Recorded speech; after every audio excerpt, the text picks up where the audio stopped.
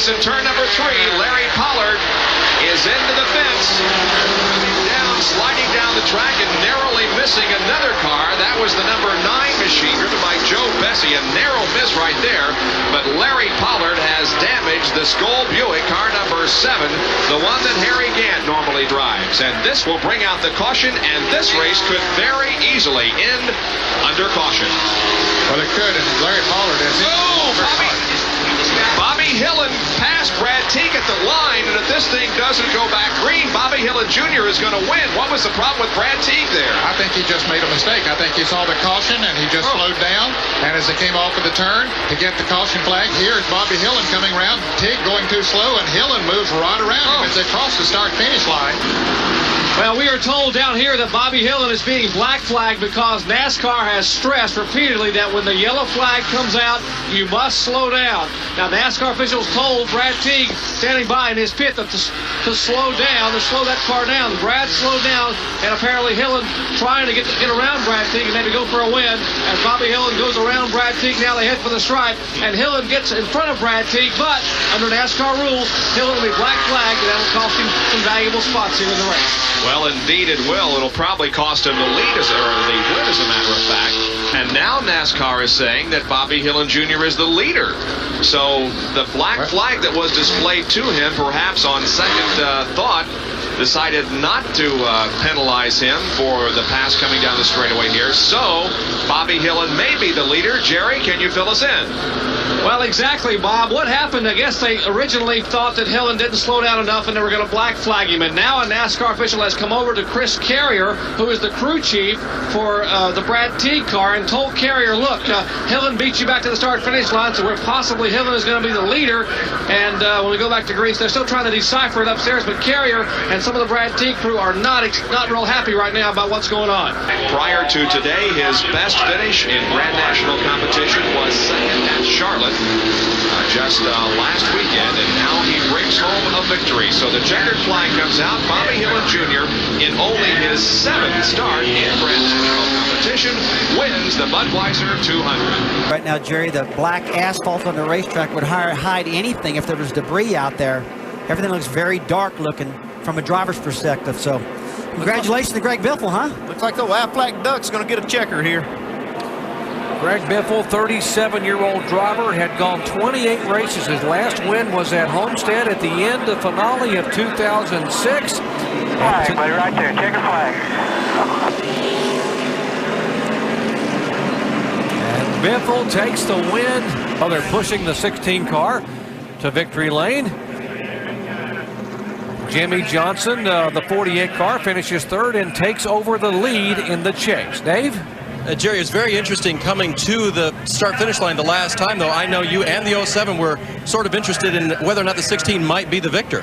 Yeah, he was clearly out of gas. I feel terrible for Greg. He's been working so hard to win a race and is up there in position to win it. But if you don't maintain pace car speed, you don't hold your position. And it was clear to everyone that he couldn't do it. If he could have, he would have stayed on the bumper of the pace car to the finish line. So, in my opinion, where he coasted across the finish line relative to the other cars that can maintain pit road speed is where he should finish. What are your thoughts right now? I don't know what to think. I thought you at least had to finish on your own power across the finish line. I don't know if we were supposed to wait on him or what we were supposed to do, but, nonetheless, it was a good day for him. NASCAR is confirming that the 16 car is the victor.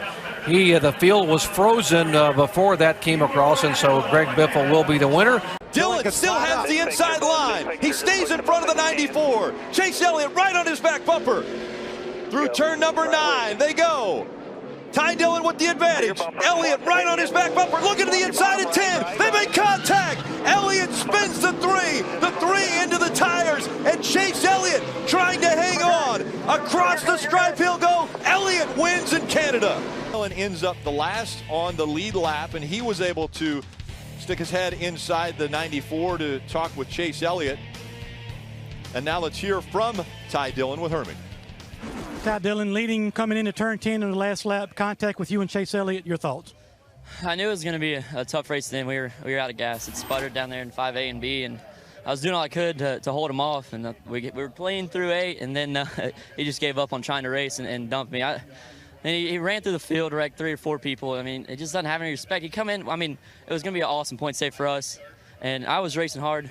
But, man, you don't just go through the grass and wreck somebody. It's killed our truck, killed our day. It's just disappointing, man. You got to be smarter than that when you come in these races. You got to earn respect. So next time, I hope he runs out, but he won't finish the race. Coming down the front straightaway. As we said, 18 laps to go. We're racing again in Indy.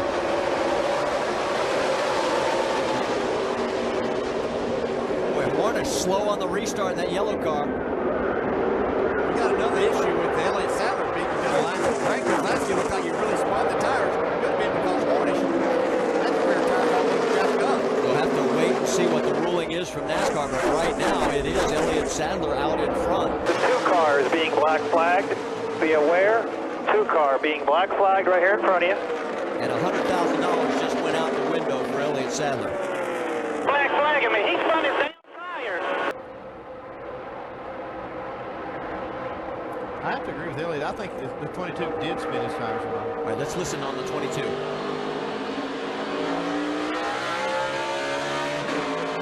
Big push on your outside. You're off of Sam. 22 spun his tires. How did that go? I went in the box. Tell him to review it. Right now, they're reviewing. My bumper jammed and 3 had me jacked up. I couldn't do anything. Oh, yeah. He does. Green flag. Right on the back bumper, just pushing. I mean, if he backs off, he's still not going to slow down. That's been right on all accounts so far. He's going to win this battle. Brad Keselowski will take over the race lead with 11 laps remaining here at Indy. Got your present over here. Come get it. A kit? Do I get a kit? NASCAR just told me, Robert Pemberton, and we had some lengthy discussions, that I did not jump the start.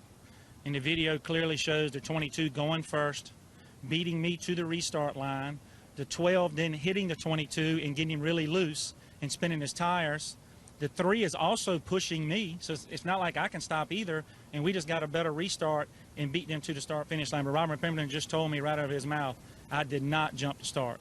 So this is a very tough penalty. This is very, very hard to swallow at the inaugural race here in Indy, as I race to win.